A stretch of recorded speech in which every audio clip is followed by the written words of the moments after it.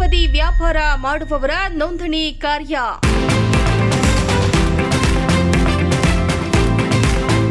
ಶ್ರೀ ಸಿದ್ಧಿವಿನಾಯಕ ಮಾರುಕಟ್ಟೆಯಲ್ಲಿ ಜ್ಯೋತಿ ಗಣೇಶ್ರಿಂದ ಚಾಲನೆ.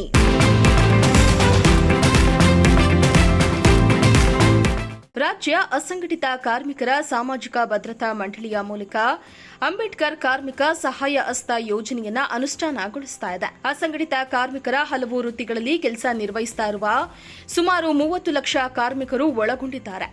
ಕಾರ್ಮಿಕರನ್ನ ಉಚಿತವಾಗಿ ನೋಂದಾಯಿಸಿ ಸ್ಮಾರ್ಟ್ ಕಾರ್ಡ್ ನೀಡಲಾಗ್ತಾ ಇದೆ. ಅದರಂತೆ ಇಂದು ತುಮಕೂರಿನ ಸಿದ್ಧಿವಿನಾಯಕ ಮಾರುಕಟ್ಟೆಯಲ್ಲಿ ಬೀದಿ ಬದಿ ವ್ಯಾಪಾರಿಗಳು ಅಸಂಘಟಿತ ಕಾರ್ಮಿಕ ಭದ್ರತಾ ಮಂಡಳಿಯಿಂದ ನೋಂದಣಿ ಮಾಡಿಕೊಳ್ಳುವ ಕಾರ್ಯಕ್ರಮವನ್ನು ಏರ್ಪಡಿಸಲಾಗಿತ್ತು.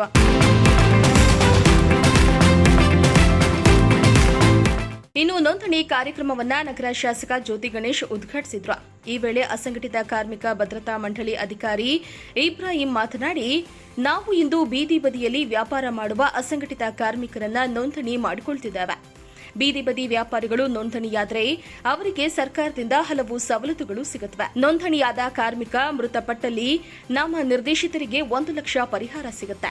ಅಪಘಾತದಲ್ಲೇನಾದರೂ ದುರ್ಬಲತೆ ಕಂಡು ಬಂದರೆ ಅವರಿಗೆ 1 ಲಕ್ಷದವರೆಗೆ ಪರಿಹಾರ ಪಡೆಯಬಹುದು ಎಂದಿದ್ದಾರೆ.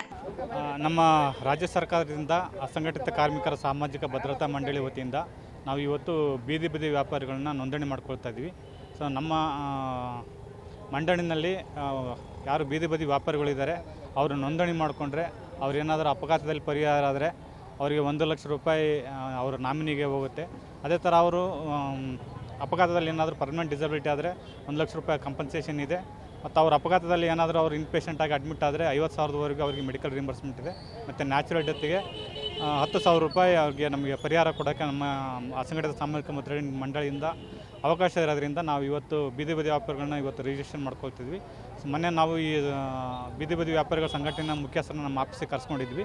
ಇಲ್ಲಿ ಬೀದಿ ಬದಿ ವ್ಯಾಪಾರಿಗಳನ್ನ ನಾವು ರಿಜಿಸ್ಟ್ರ್ ಮಾಡ್ಕೋಬೇಕು, ನೀವೊಂದು ಸ್ಥಳಾವಕಾಶ ಮಾಡಿಕೊಡಿ, ನಿಮ್ಮಲ್ಲಿಗೆ ನಾವು ಬಂದುಬಿಟ್ಟು ನಮ್ಮ ಸಿಬ್ಬಂದಿ ಜೊತೆ ಬಂದುಬಿಟ್ಟು ನಾವು ರಿಜಿಸ್ಟರ್ ಮಾಡ್ತೀವಿ ಅಂತ ಹೇಳ್ಕೊಂಡಾಗ ಅವರು ಇವತ್ತು ಸಂಘಟನೆ ಪದಾಧಿಕಾರಿಗಳು ಇಲ್ಲಿ ಒಂದು ನಮಗೆ ಶಾಮಿಯಾನ ಹಾಕಿಬಿಟ್ಟು ಆರ್ಗನೈಸ್ ಮಾಡಿಕೊಟ್ಟಿದ್ದಾರೆ. ಸೊ ಅವ್ರನ್ನ ಇವತ್ತು ಸಾಯಂಕಾಲದವರೆಗೂ ನಮ್ಮ ಸಿಬ್ಬಂದಿಗಳು ಇಲ್ಲೇ ಇದ್ಬಿಟ್ಟು ಅವ್ರನ್ನ ರಿಜಿಸ್ಟ್ರೇಷನ್ ಮಾಡ್ಕೊಳ್ತೀವಿ. ರಿಜಿಸ್ಟ್ರೇಷನ್ ಮಾಡ್ಕೊಂಡ ನಂತರ ನಾವು ಇದು ಮಂಡಳಿಯಿಂದ ನಮಗೆ ಸ್ಮಾರ್ಟ್ ಕಾರ್ಡ್ ಬರ್ತದೆ.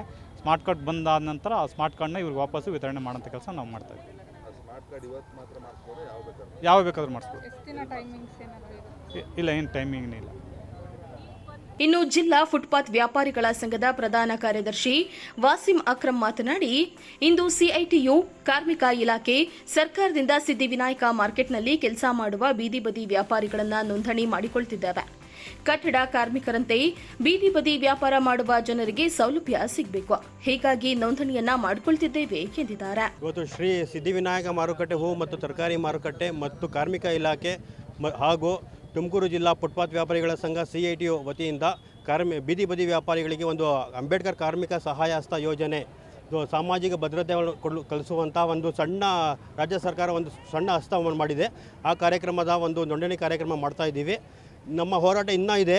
ಅಸಂಘಟಿತ ಕಾರ್ಮಿಕರಿಗೆ, ಕಟ್ಟಡ ಕಾರ್ಮಿಕರಿಗೆ ಯಾವ ರೀತಿಯಾಗಿ ಸೌಲಭ್ಯಗಳು ಕೊಡ್ತಾರೆ ಅದೇ ರೀತಿ ಬೀದಿ ಬದಿ ವ್ಯಾಪಾರಿ ಕೊಡಬೇಕು.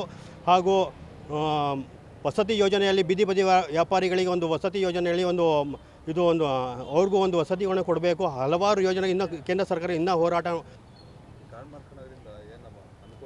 ಈ ಬೀದಿ ಬದಿ ವ್ಯಾಪಾರಿಗೆ ಇದು ಮರಣ ಹೊಂದರೆ 1 ಲಕ್ಷ ಬರುತ್ತೆ, ಮತ್ತು ಆಕ್ಸಿಡೆಂಟ್ ಆದರೆ 1 ಲಕ್ಷ ಬರುತ್ತೆ. ಸಣ್ಣ ಪ್ರಮಾಣವಾದಂಥ ಒಂದು ಸೌಲಭ್ಯ ಇದೆ. ಈ ಸಿದ್ಧಿವಿನಾಯಕ ಮಿನಿ ಮಾರುಕಟ್ಟೆಯಲ್ಲಿ ವ್ಯಾಪಾರಸ್ಥರಿಗೆ ಅಂಬೇಡ್ಕರ್ ಸಹಾಯ ಹಸ್ತ ಯೋಜನೆಯಡಿ ಸ್ಮಾರ್ಟ್ ಕಾರ್ಡ್ ಯೋಜನೆ ಅಂತೇಳಿ ಇದೆ. ಹಾಗಾಗಿ ಈ ದಿನ ಸಿದ್ಧಿವಿನಾಯಕ ಮಾರ್ಕೆಟ್ನಲ್ಲಿ ನಾವು ನಮ್ಮ ಲೇಬರ್ ಆಫೀಸ್ನವ್ರಿಗೆ ಕೇಳ್ಕೊಂಡಾಗ ಇಲ್ಲಿ ಬಂದು ನಮಗೆ ಮಾರ್ಕೆಟ್ ಸಹಕಾರ ಕೊಟ್ಟಿದ್ದಾರೆ.